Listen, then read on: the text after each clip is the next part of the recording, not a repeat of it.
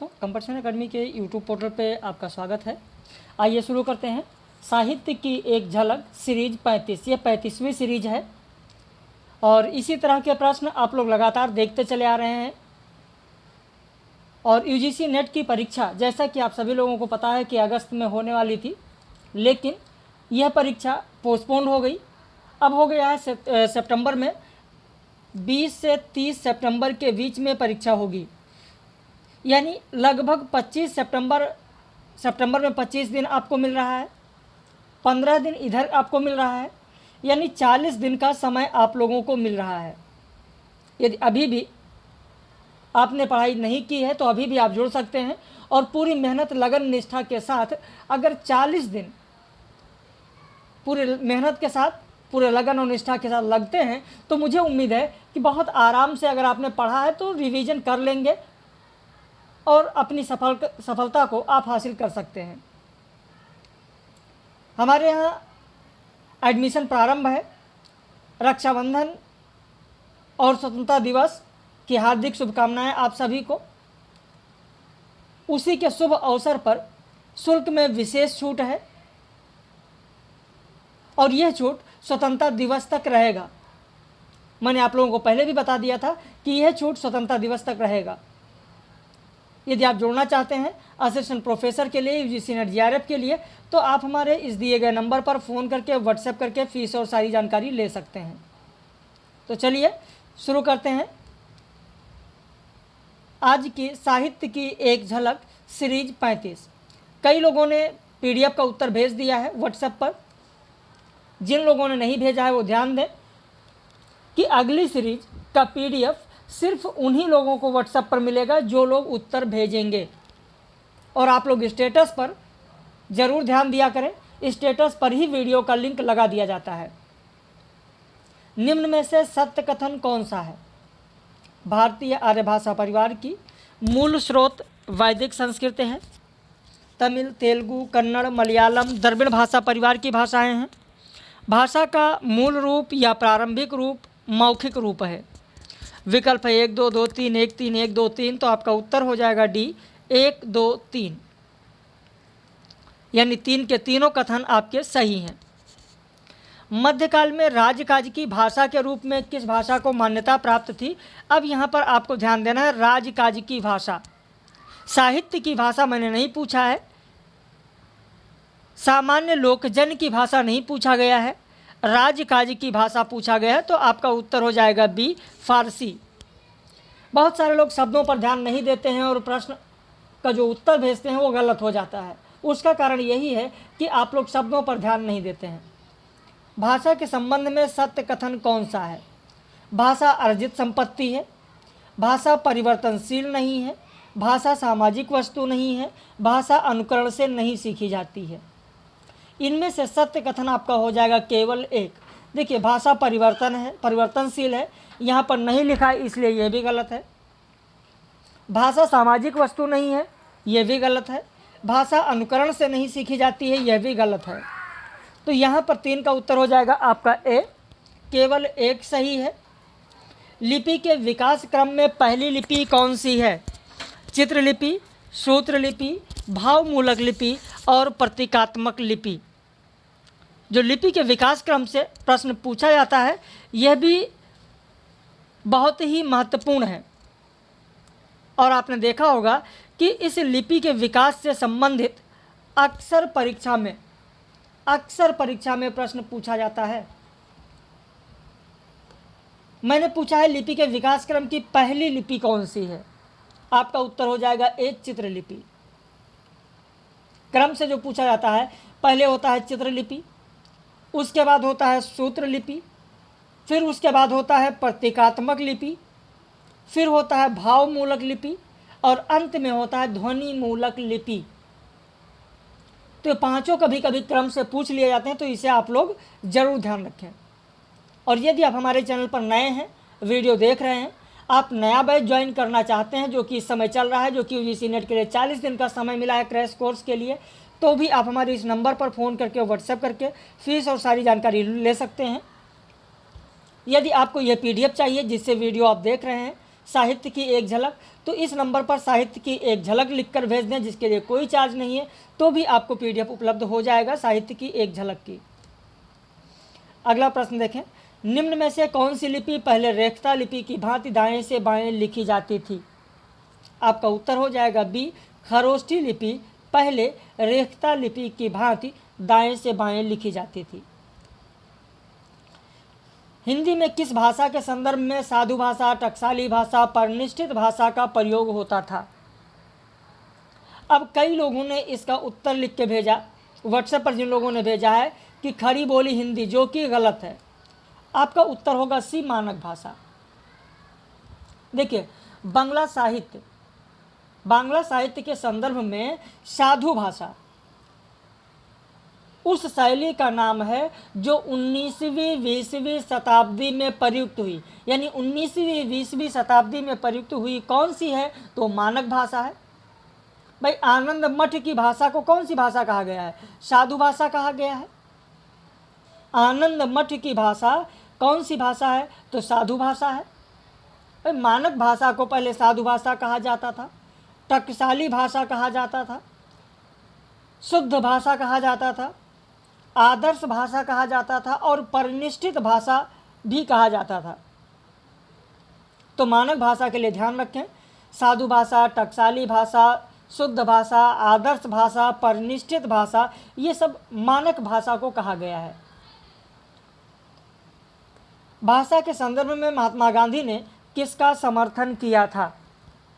अब कई लोगों ने हिंदी लगाया है, जो कि गलत है, हिंदुस्तानी। सही उत्तर हो जाएगा आपका बी, हिंदुस्तानी। हिंदुस्तानी के भाषा संबंधी विवाद में किसके नेतृत्व में हिंदी की विजय हुई? आपका उत्तर हो जाएगा सी, पुरुषोत्तम दास टंडन। 8 का उत्तर आपका सी हो जाएगा। किशोरीदास वाजपेयी ने 19वीं शताब्दी के पूर्वार्ध में किस नाम से अभिहित किया है? आपका उत्तर हो जाएगा बी, लाल युग। अब कई लोगों ने आधुनिक युग कहा है, उत्तर जो भेजा है, जबकि सही उत्तर होगा बी, लाल युग। ये वही किशोरीदास वाजपेयी हैं जिन्हें हिंदी का पाणिनि कहा जाता है। हिंदी का पाणिनि आप सभी लोगों को पता भी होगा। हिंदी का पाणिनि, और इन्हें अक्खड़ कबीर भी कहा गया है। हो सकता है कि कुछ लोगों को ना पता हो, तो ध्यान दें। वैसे मेरा वीडियो जब भी देखें, साहित्य की एक झलक जब भी देखें, तो कॉपी पेन लेकर जरूर बैठें। अक्खड़ कबीर भी किशोरीदास वाजपेयी को कहा गया है। किशोरीदास वाजपेयी को अभिमान मेरु भी कहा गया है। स्वयं किशोरीदास वाजपेयी ने नहीं कहा है अपने को, लेकिन किशोरीदास वाजपेयी को अभिमान मेरु भी कहा जाता है। ध्यान रखें। किस शताब्दी को हिंदी का प्रचार युग कहा जाता है? तो आपका उत्तर हो जाएगा सी, 19वीं शताब्दी को। 19वीं शताब्दी को हिंदी का प्रचार युग कहा जाता है। अगला प्रश्न देखें, आचार्य रामचंद्र शुक्ल किस आधार पर आदिकालीन जैन साहित्य को हिंदी की परिधि से बाहर मानते हैं? किसके आधार पर? आपका उत्तर हो जाएगा ए, धार्मिक साहित्य के आधार पर। रासो साहित्य किस समाज की उपज है? प्रश्न संख्या 12। आपका उत्तर हो जाएगा ए, सामंती समाज। रासो साहित्य किस समाज की उपज है? तो आपका उत्तर हो जाएगा ए, सामंती समाज की उपज है। आदिकालीन लोककंठ में बसने वाली वीर गीत परंपरा की 2 रचनाएं कौन सी हैं? तो यहाँ पर आपका उत्तर हो जाएगा ए, परमाल रासो है और विसल देव रासो है। कई लोग परमाल रासो और पृथ्वीराज रासो को लगाए हैं उत्तर में। कई लोग बता रहे हैं कि नहीं सर, तीसरा और चौथा होगा, हमीर रासो होगा और पृथ्वीराज रासो होगा। लेकिन यहाँ पर आपका सही उत्तर होगा ए, 1 और 2, परमाल रासो और विसल देव रासो। आचार्य रामचंद्र शुक्ल ने किस आधार पर प्रथम काल को वीरगाथा काल कहा है? प्रथम काल को वीरगाथा काल आचार्य रामचंद्र शुक्ल ने ऐतिहासिक सामाजिक वास्तविकता के आधार पर कहा है। अगला प्रश्न देखें, हजारी प्रसाद द्विवेदी ने प्रथम काल को किस आधार पर आदि काल कहा? तो आपका उत्तर हो जाएगा साहित्यिक प्रवृत्तियों के आधार पर हजारी प्रसाद द्विवेदी ने प्रथम काल को आदि काल कहा है।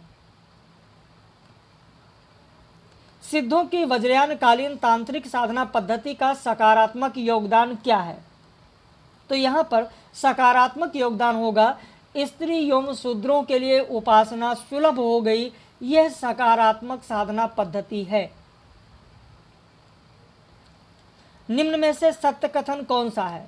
तांत्रिक साधना ने किताबी ज्ञान को अपूर्ण सिद्ध किया। बौद्धों की निवृत्त मूलक दुखदायी साधना पद्धति को अस्वीकार करते हुए सिद्धों ने आनंद को प्रतिष्ठित किया। सिद्धों ने अपना काव्य नायक दलित पीड़ित को बनाया। विकल्प है 1 2 2 3 1 3 1 2 3, तो आपका उत्तर हो जाएगा डी 1 2 3, तीनों कथन सही हैं। आगम वे पुराण ही पंडे मान वहिन से कन्हपा क्या कहना चाहते हैं? कन्हपा इन पंक्ति के माध्यम से रूढ़िवादी जो मानसिकता है उस पर प्रहार करते हैं।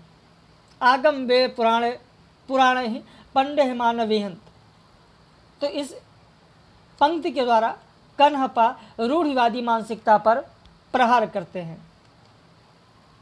अगला प्रश्न देखें, सिद्धों ने अपने साहित्य में देह योग और समाधि के साथ साथ किस अवस्था का वर्णन किया है? आपका उत्तर हो जाएगा डी सहज शून्य का वर्णन किया है। उत्तर हो जाएगा डी सहज शून्य का वर्णन किया है। निम्न में से किसने सिद्ध साहित्य को लोक मर्यादा विरोधी और जीवन की स्वाभाविक संवेदनाओं से रहित माना है? उत्तर हो जाएगा आपका सी आचार्य रामचंद्र शुक्ल। नाथपंथियों का नकारात्मक पक्ष क्या है? नाथपंथियों का जो नकारात्मक पक्ष है वो है आपका गृहस्थ जीवन की उपेक्षा।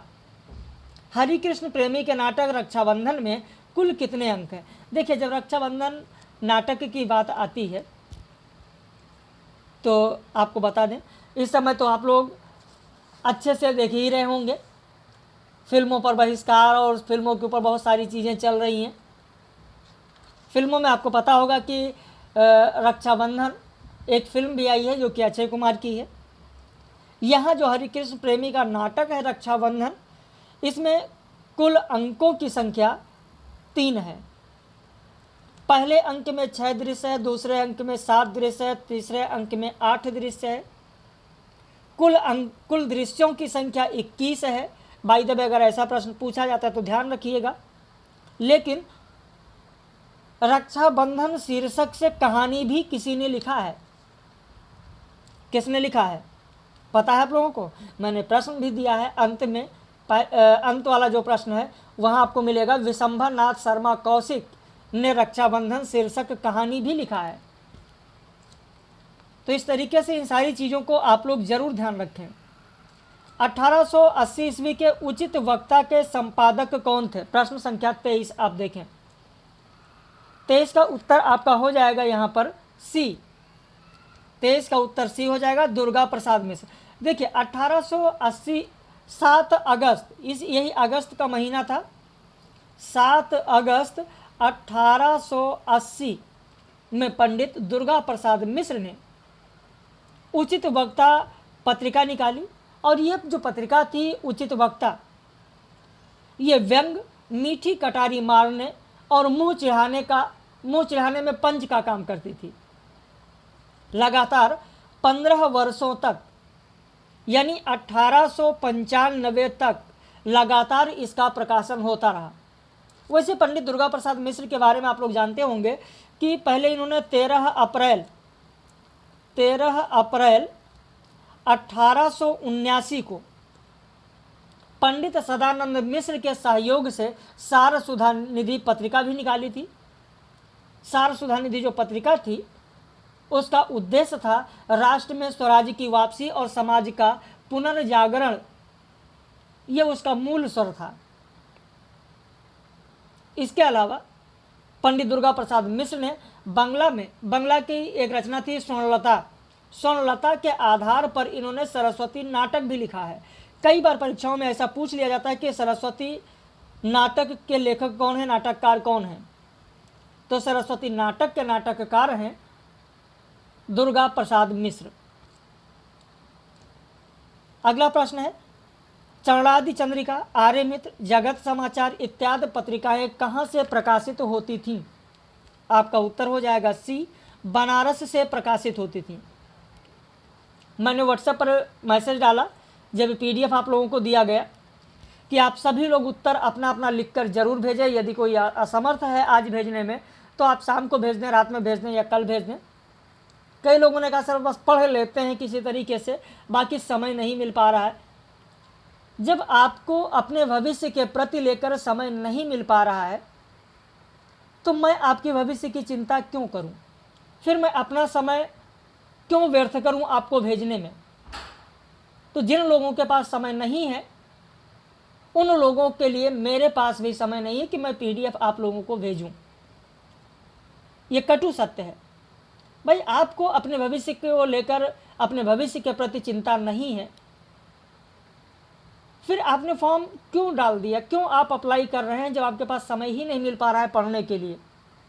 आप देख रहे हैं जिस तरीके का प्रश्न दिया जा रहा है, जितने तथ्य दिए जा रहे हैं, आप एक टेस्ट सीरीज में 50 प्रश्न आप हल करके दिखाएं, 50 नहीं आप 45 हल करके दिखाएं। मुझे नहीं लगता है कि 45 तक सभी पहुंच सकेंगे। तो इतनी अच्छी जानकारी दी जाती है, कम से कम आप 24 घंटे में अपने भविष्य के प्रति थोड़ा तो आप सोचिए, आधे घंटे का समय तो निकालिए। ये आप ही लोगों के लिए कहा जा रहा है, आप ही लोगों की भलाई के लिए, अच्छाई के लिए चीज़ें समझाई जाती हैं। ABCD में उत्तर ना देकर इसीलिए एक एक पॉइंट समझाया जाता है आप लोगों को। एक प्रश्न के साथ कई सारे तथ्य आप तक पहुंचाए जाते हैं। तो आप लोग अपने भविष्य के प्रति थोड़ा सोचिए, विचार करिए, तभी आप आगे बढ़ पाएंगे। यदि आप भी जुड़ना चाहते हैं UGC नेट के लिए, 40 दिन का अभी आपके पास समय है और इस 40 दिन में आप बहुत आगे बढ़ सकते हैं। तो आप भी हमारे इस नंबर पर फ़ोन करके, व्हाट्सएप करके फ़ीस और सारी जानकारी ले सकते हैं। 15 अगस्त तक फ़ीस में छूट चल रही है और वो विशेष छूट सिर्फ 15 अगस्त तक ही रहेगी, उसके बाद फिर नहीं मिलेगा। इस चीज़ का ध्यान रखिएगा। तो चलिए आगे बढ़ते हैं। भारतेंदु युग में बालकृष्ण भट्ट ने किस प्रकार के निबंधों का लेखन किया है? उत्तर हो जाएगा बी, भावात्मक निबंध उन्होंने लिखा है। दामोदर शास्त्री ने भारतेंदु युग में किन विषयों पर बेहतरीन निबंध लिखा है? आपका उत्तर हो जाएगा सी, साहित्य और शैक्षणिक पर। भारतेंदु से लेकर महावीर प्रसाद द्विवेदी तक के काल को हिंदी का पुनरुत्थानवादी युग किसने कहा है? तो आपका उत्तर हो जाएगा डी, रामधारी सिंह दिनकर।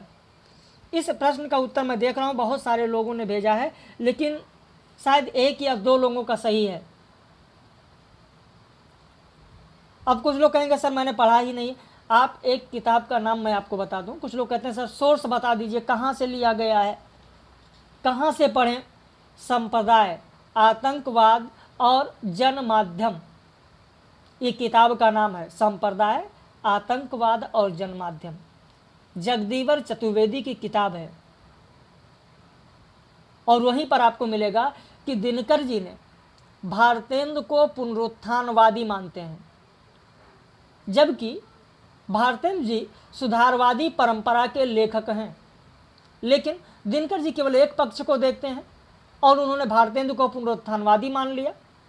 भारतेंदु से लेकर महावीर प्रसाद द्विवेदी तक के काल को उन्होंने पुनरुत्थानवादी युग कह दिया। तो ये आपको मिलेगा संप्रदाय, आतंकवाद और जनमाध्यम किताब में, जगदीवर चतुर्वेदी की रचना में। हिंदी के शुरुआती नवजागरण का श्रेय अंग्रेजों को देते हुए यह किसने कहा कि जिस समय भारतवर्ष अंधकार के गर्त में डूबा हुआ था, सौभाग्य से उस समय उसका परिचय भी एक जीवित जाति के साथ संपर्क हुआ? उत्तर हो जाएगा बी, लक्ष्मी सागर ने कहा है। द्विवेदी युग में चंद्र शर्मा गुलेरी और माधव प्रसाद मिश्र किन विषयों पर निबंध की रचना की? उत्तर हो जाएगा बी, सांस्कृतिक विषयों पर निबंध की रचना की। युद्ध यात्रा किसके संस्मरणों का संग्रह है? आपका उत्तर हो जाएगा डी, धर्मवीर भारती।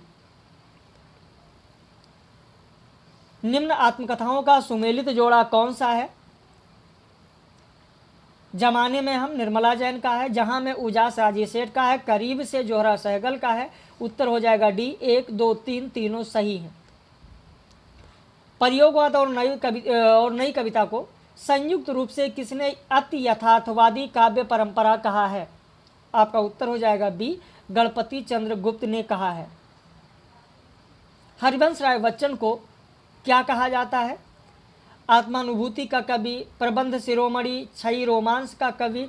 अब इसमें बहुत सारे लोगों ने उत्तर लगाया है सी, 1 और 3, लेकिन उत्तर होगा डी, 1 2 3।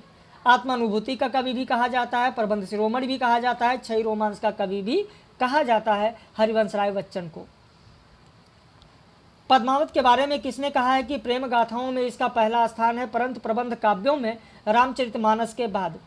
अब बात आ गई रामचरितमानस की, तो कई लोग तुलनात्मक अध्ययन में इसमें आचार्य रामचंद्र शुक्ल को लगा दिए हैं, लेकिन यह गलत है। कई लोगों ने आचार्य रामचंद्र शुक्ल को लगा दिया, लेकिन यह गलत है। उत्तर हो जाएगा डी, बाबू गुलाब राय। अब कुछ लोग कहेंगे सर बाबू गुलाब राय ने कहाँ कहा है? तो बहुत सारे लोग मैंने देखा है कमेंट करते हैं, सर साक्ष्य बता दीजिए। हमारे यहाँ किसी गाइड से नहीं पढ़ाया जाता, जो भी अध्ययन कराया जाता है आप लोगों को, कोई किताब पढ़ने की आपको ज़रूरत नहीं है। कहाँ से कौन से कैसे प्रश्न बन सकते हैं वो सारी चीज़ें डिस्क्रिप्टिव वीडियो लेक्चर में आप लोगों को एक एक पॉइंट समझाया जाता है। हिंदी साहित्य का सुबोध इतिहास बाबू गुलाब राय ने लिखा है। हिंदी साहित्य का सुबोध इतिहास में पेज नंबर 36 जाकर पढ़ लीजिएगा। बाबू गुलाब राय का हिंदी साहित्य का सुबोध इतिहास पेज नंबर 36 जब आप पढ़ेंगे तो वहां पर आपको मिल जाएगा बाबू गुलाब राय का यह कथन। हिंदी साहित्य का सुबोध इतिहास में बाबू गुलाब राय का यह कथन पेज नंबर 36 पर आपको मिलेगा, ध्यान रखिएगा। मलिक मोहम्मद जायसी के बारे में किसने कहा है कि भगवान ने उन्हें रूप देने में बड़ी कंजूसी की थी, किंतु शुद्ध निर्मल और प्रेम परायण हृदय देने में बड़ी उदारता से काम लिया था? अब इसमें भी जो लोगों ने उत्तर भेजा है उन्होंने विजय देव नारायण शाही भेजा है, लेकिन गलत। उत्तर हो जाएगा सी, हजारी प्रसाद द्विवेदी। हिंदी साहित्य उद्भव और विकास पेज नंबर 148 जाकर पढ़ लीजिए। हिंदी साहित्य उद्भव और विकास हजारी प्रसाद द्विवेदी का पेज नंबर 148 पढ़ लीजिएगा, जहाँ पर हजारी प्रसाद द्विवेदी ने कहा है कि भगवान ने इन्हें रूप देने में बड़ी कंजूसी की थी, किंतु शुद्ध निर्मल और प्रेम परायण हृदय देने में बड़ी उदारता से काम लिया था। फोर्ट विलियम कॉलेज के भाषा मुंशी लल्लू लाल के सहायक कौन कौन है? काजम अली जमा, मजहर अली विला, शमशेर अली खां। विकल्प है 1 2 2 3 1 3 1 2 3। तो यहाँ पर आपका उत्तर हो जाएगा ए, फोर्ट विलियम कॉलेज के भाषा मुंशी लल्लू लाल के सहायक काजम अली जमा थे और मजहर अली विला थे, शमशेर अली खां नहीं। आपका उत्तर हो जाएगा 36 का ए, 1 और 2। लल्लू लाल के किस रचना का अन्य नाम नागरी दशम भी है? तो आपका उत्तर हो जाएगा डी, प्रेम सागर का नाम नागरी दशम भी है। सदल मिश्र की रचना नासिकेतोपाख्यान का अन्य नाम क्या है? आपका उत्तर हो जाएगा बी, अन्य नाम चंद्रावली है। रामचंद्र शुक्ल के अनुसार किसने व्यवहारोपयोगी भाषा लिखने का प्रयत्न किया है? उत्तर हो जाएगा आपका सी, सदल मिश्र। निम्न में से किसने दरियाए लतफत नाम से उर्दू का प्रथम व्याकरण की रचना की? उत्तर हो जाएगा आपका सी, इंसा अल्लाह खान ने की है। अगला प्रश्न देखें। आचार्य रामचंद्र शुक्ल ने किसकी भाषा को रंगीन और चुलबुली कहा है? तो यहाँ पर आपका उत्तर हो जाएगा ए, इंसा अल्लाह खां की भाषा को आचार्य रामचंद्र शुक्ल ने रंगीन और चुलबुली कहा है। गोविंद मिश्र की रचना धूल पौधों पर किस विधा की रचना है? आपका उत्तर हो जाएगा ए, उपन्यास विधा की रचना है। वर्षा घनपति से घनश्याम तक निबंध के निबंधकार कौन है? वर्षा घनपति से घनश्याम तक निबंध के निबंधकार कौन है? आपका उत्तर हो जाएगा सी, हजारी प्रसाद द्विवेदी। भाई कई लोगों ने तो सर्च करके और आंसर निकाल कर भेजा है, लेकिन फिर भी मैं देख रहा हूँ कि 35 प्लस नहीं पहुँच पा रहे हैं। और जबकि कोई भी चीज़ आप देख रहे हैं, यहाँ पर जितने भी प्रश्न आप देख रहे हैं, एक भी आपके सिलेबस से बाहर का नहीं है। सारी चीज़ें सिलेबस की हैं। हिंदी साहित्य के इतिहास से ही आपको ये सारी चीज़ें मिलेंगी, व्याकरण से मिलेंगी, भाषा विज्ञान से आपको मिलेगा, अलग से नहीं है। सादृश्य मूलक अर्थालंकार कौन सा है? आपका उत्तर हो जाएगा डी, दृष्टांत अलंकार, अन्योक्त अलंकार, व्यतिरेक अलंकार और निदर्शन अलंकार। ये चार के चारों सादृश्य मूलक अर्थालंकार हैं। सादृश्य मूलक अर्थालंकार कौन सा है? समासोक्त, अपहुत, स्मरण, प्रतीप। यहाँ पर भी आपका उत्तर हो जाएगा डी। ये सभी के सभी चार के चारों सादृश्य मूलक अर्थालंकार हैं। संसर्ग मूलक अर्थालंकार कौन सा है? तो यहाँ पर आपका उत्तर हो जाएगा डी। 1, 2, 3 एकावली, कारणमाला और माला दीपक, ये तीन के तीनों संसर्ग मूलक अर्थालंकार के तहत ही आएंगे। तुलसीदास, कबीरदास और रैदास ने अपनी रचनाओं के माध्यम से क्रमशः किसकी कल्पना की है? क्रमशः पूछा गया, जिसमें रामराज, बेगमपुरा, अमरदेश ये बताया गया है। तो आपका उत्तर हो जाएगा यहाँ पर ए। तुलसीदास ने रामराज्य, कबीरदास ने अमरदेश और रैदास ने बेगमपुरा। यह क्रमशः मैंने पूछा, इसलिए ध्यान रखें। तो 47 का उत्तर आपका ए हो जाएगा। संत काव्य के नामकरण का सुमेलित जोड़ा कौन सा है? निर्गुण ज्ञानाश्रयी शाखा रामचंद्र शुक्ल, निर्गुण भक्ति साहित्य हजारी प्रसाद द्विवेदी, संत काव्य परंपरा रामकुमार वर्मा। तो आपका उत्तर हो जाएगा डी। 1, 2, 3 तीन के तीनों सुमेलित हैं। अगले प्रश्न पर आने से पहले ध्यान दें, अभी तक अगर आप नए हैं और अभी तक चैनल को आपने सब्सक्राइब नहीं किया तो सब्सक्राइब कर लीजिए और अपनी प्रतिक्रिया देना न भूलें कि अगर इन 50 प्रश्नों को आप हल करते तो ईमानदारी से बताइएगा कि आपके कितने प्रश्न सही होते। अगर आप हल कर रहे होते तो कितने प्रश्न सही होते, ये ज़रूर बताइएगा। वैसे बताने को भाई आप कहते हैं कि सर 50 में हम 50 कर लेते, तो ऐसा बताने से कोई मतलब नहीं। आप खुद को ऐसा करके आप खुद को धोखा दे रहे हैं। आप अपना मूल्यांकन करिए। आप कहीं भी पढ़ रहे हैं, कैसे भी पढ़ रहे हैं, जिस भी सोर्स से आप पढ़ रहे हैं, तो इससे मूल्यांकन करिए तो आपको ये पता चलेगा कि आप सही डायरेक्शन में हैं या नहीं हैं। इसलिए अपनी प्रतिक्रिया जरूर दें। यूजीसी नेट की परीक्षा जो पोस्टपोन्ड हुई है वो अब सितंबर में होगी, 20 से 30 सितंबर के बीच। हिंदी लगभग वही 25 सितंबर के आसपास पड़ेगी। डेट शेड्यूल भी आ जाएगा जल्दी ही। तो 25 सितंबर उधर समय आपको मिल रहा है, 15 दिन इधर आपको समय मिल रहा है, 40 दिन का समय मिल रहा है। अगर 40 दिन प्रतिदिन आप 4 घंटे 5 घंटे समय देंगे तो मैं गारंटी के साथ कह सकता हूं कि बहुत ही आराम से आप सफल हो जाएंगे। अगर आपका जीआरएफ नहीं हो रहा है तो अवश्य होगा, लेकिन 40 दिन आपको कंटिन्यू लगना होगा। इस समय जो हमारे यहाँ पेड बैच चल रहा है उसमें हम लोग जो आज बात किए हैं, जो आज लोगों को पीडीएफ दिया गया है, वो भारतेंद्र युग और द्विवेदी युग के बारे में दिया गया है। तो भारतेंद्र और द्विवेदी युग के बारे में जो पीडीएफ दिया गया है, जिस पर लेक्चर दिया गया है, उसी पर आधारित रात में 9 बजे लाइव क्लास होगी। तो अभी बहुत ज़्यादा आपका नहीं छूटा है, इतना वक्त है कि अगर अभी भी आप संभलना चाहते हैं और पूरी ईमानदारी के साथ लगना चाहते हैं तो आप जुड़ सकते हैं। फीस में भी इस समय छूट आपको मिल ही रही है, ऐसा मौका बार बार नहीं आता है। तो आप हमारे दिए गए नंबर पर फ़ोन करके, व्हाट्सएप करके फीस और सारी जानकारी ले सकते हैं। संबुक कहानी यशपाल की है, तो संबुक शीर्षक कविता किसने लिखा है? आपका उत्तर हो जाएगा ए, जगदीश गुप्त। रक्षाबंधन कहानी के कहानीकार कौन है? तो विशंबर शर्मा कौशिक, जो कि मैंने अभी इससे पहले बता दिया था। नंबर ऊपर लिखा हुआ है। अगर आपने अभी तक नंबर नोट नहीं किया है तो यहाँ पर भी आपको बता देते हैं, आप नंबर नोट कर लें। 80 52 58 नोट कर लें, 80 52 58 4004। वैसे नंबर आपको स्क्रीन पर दिख जाएगा, ऊपर दिख ही रहा है। एक बार अगर यहाँ पर नहीं लिख पा रहे हैं तो आप यहाँ पर स्क्रीनशॉट ले लें, 80 52 58 4004, इस नंबर का स्क्रीनशॉट ले लें। इसी पर साहित्य की एक झलक लिखकर भेजेंगे तो आपको साहित्य की एक झलक की PDF मिल जाएगी, जिसके लिए कोई चार्ज नहीं है। यदि आप पेड बैच ज्वाइन करना चाहते हैं जिसमें descriptive video lecture, daily test series, daily आपको लाइव क्लास, सारी चीज़ें आपको मिलेंगी, कंप्लीट कोर्स का सिलेबस आपको मिलेगा, तो उसके लिए आप इस नंबर पर फीस और सारी जानकारी ले सकते हैं। हम लोग फिर मिलेंगे साहित्य की एक झलक में परसों सोमवार को।